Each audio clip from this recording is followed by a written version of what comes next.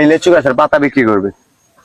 বাংলাদেশে এমন content creator আছে, তার শার্ট, তার জুতা সবকিছু নাকি এখন নিলামে ওঠে। আমি কার কথা বলেছি হয়তো আপনারা এতক্ষণ নিশ্চয়ই বুঝে গেছেন। একটি বই আছে, সেই বইয়ের দাম নাকি 1000 টাকা। সেটা মাত্র পৃষ্ঠা রয়েছে কয়েকটা, আর লাইন রয়েছে মাত্র 5 থেকে 60টার মতো, তার দাম নাকি 1000 টাকা।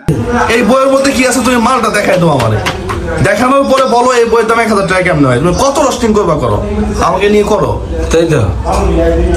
এই প্রফেশনে না থাকলে আমার সমস্যা নাই। এই বই আবার অনেকে অনেক হাসি মুখে কিনে নিচ্ছে, একটা 5টা। আচ্ছা ভাই, আমি মানলাম একটা বইয়ের দাম 10,000 টাকা, ঠিক আছে, কিন্তু তার বাড়ির সামনে একটা লিচু বাগান আছে এবং সেই লিচুর গাছ, ওই লিচু গাছের পাতা নাকি 1000 টাকা। ভাই এটা কি হয় মানবো? এটা কি এই লিচু গাছের পাতা বিক্রি করবে।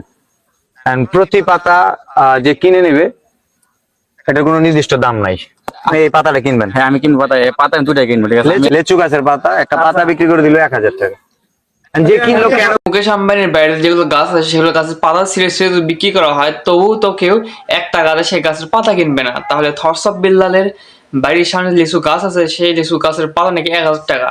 যে কিনতেছে সে বোকাচোদা, যে বেচতেছে তাকে পাবনা ভর্তি করতে হবে।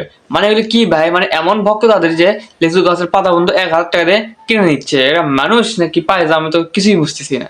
ওমর এবং থরস অফ বিল্লালের মধ্যে কিন্তু এখন প্রচুর সংঘর্ষ হচ্ছে। ওমর কিন্তু একটা ভিডিও বানাইছে এবং সেই ভিডিওর মধ্যে কিন্তু থরস অফ বিল্লালের কিছু কিছু কাহিনী উল্লেখ করা হয়েছে। বিলালের সাথে চ্যালেঞ্জে আসো, কত লক্ষ কত কোটি টাকা মানুষকে দিবা, তারপর ইউটিউবে যা আর্নিং এটা 1 মাসে আমি মানুষকে হেল্প করে দিব। এবং থরস অফ বিল্লাল ওমরকে বলতেছে যে ওমর জীবনে ইউটিউবে যা আর্ন করছে তা থরস অফ বিল্লালের মাত্র 1 মাসের ইনকাম।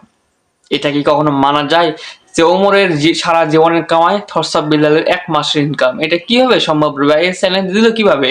আপনারা কিন্তু সবাই সবকিছু জানেন, সবাই নেট দেখেন, সবাই ইন্টারনেট ঘাটাঘাটি করেন, তো সবাই কিন্তু জানেন এই দুজনের বিষয় এখন কি হচ্ছে। তো ঠিক আছে, সবাই ভালো থাকবেন, সুতরাং আসসালামু আলাইকুম। পরবর্তী কোনো ভিডিওতে আপনার সাথে আমার দেখা হবে আবার এদের মধ্যে কি হয় এই বিষয়টা নিয়ে। বাই।